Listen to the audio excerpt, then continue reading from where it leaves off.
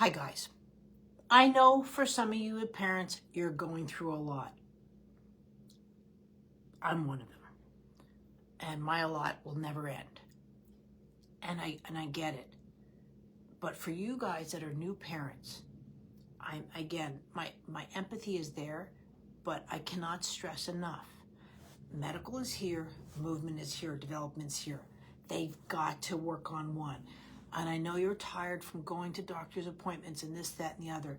I cannot stress enough that during this crucial period of development, your baby's going to get away from you, right? Babies don't catch up. It's not the way it works. So, and so here's the thing. So with the steroids, right? So now, please, guys, whatever I'm saying, I'm explaining it through movement. Don't stop medications or procedure because it's going to impair the movements. We've got to stop the other thing, like seizures is not something you want to have. So if steroids the way that takes it, but the biggest thing is with babies, and it's not really recognized in part of development, is the mucosal flow or the rate of mucus that babies have. Babies have a real easy liquid. This is why they drool, stuff comes out of their nose, their mouths, and all that sort of stuff. Anyone that doesn't have an established vestibular system is going to drool. So you can see that in people that are impaired, have medication, that they've had strokes. You can tell immediately when a vestibular system is impaired or hasn't taken off is because of the drool factor, right? They have impaired vestibulars. It's just the way the body works. But when a baby is meant to have tummy time, the reason this is so important is because your mucus, just like this water coats around, or those of you that maybe drink wine, and they call it the legs, when you swish it and you're looking to see the sugar content of the wine because it grasps to the glass. That's what mucus is supposed to do to establish vestibular. We really think that it's the inner ear. That's not how it works. Yes, if our ear gets damaged, we could have vertigo or issues with balance. That's not where balance is established. It's actually all throughout. So it's the filament of the eyes that need to have that kind of movement. That's why babies don't have purposeful vision when they're first born, is to establish an ocular vestibular system through the filaments. Talking too fast today. And then the same thing too, this as they roll and move around, it coats their nasal maxillaries and such. And this is where a child gets to know where they are in space, right? Now, when you have infections, tumors, medications, and so forth, your vestibular turns to this, right? This is why diabetes is so bad on elderly or anybody, is because it makes the blood too heavy, too thick. You weren't meant to have 600 or 500 sugars, 300 sugars even, right? We're meant to not really go over 100 with our sugars because sugar weighs, right? And it slows down the system. So that's why when you're trying to tell someone you need to take a walk around their block and they can't get off the couch, literally, just that heaviness in the system, makes them sleep more, appear lazy, and so forth.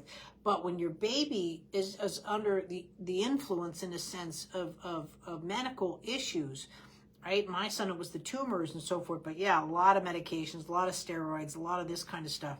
It slows down the system. A baby is not meant to, when the system slows too much and the momentum's not there, they're not meant to overcome that.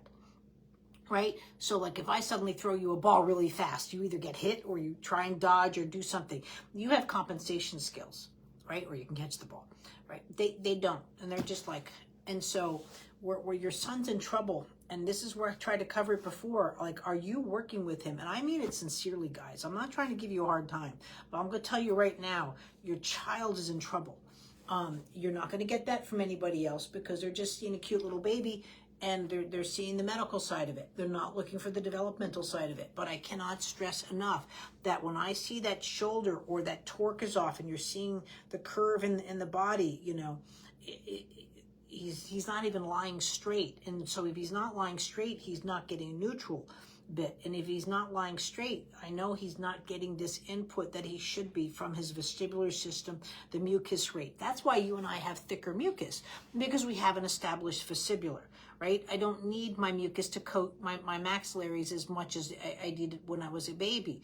And this is why we go through processes of the way our body's structured to enable us to go into developmental milestones.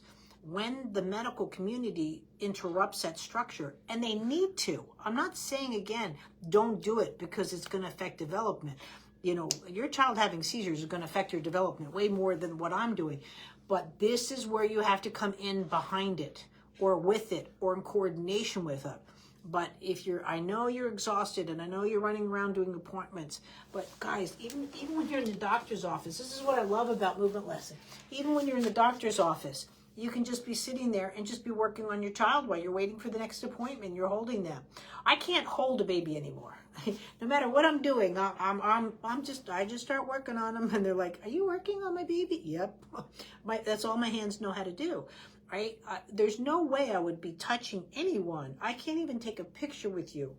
Like this, I'm already going, what's up with the back?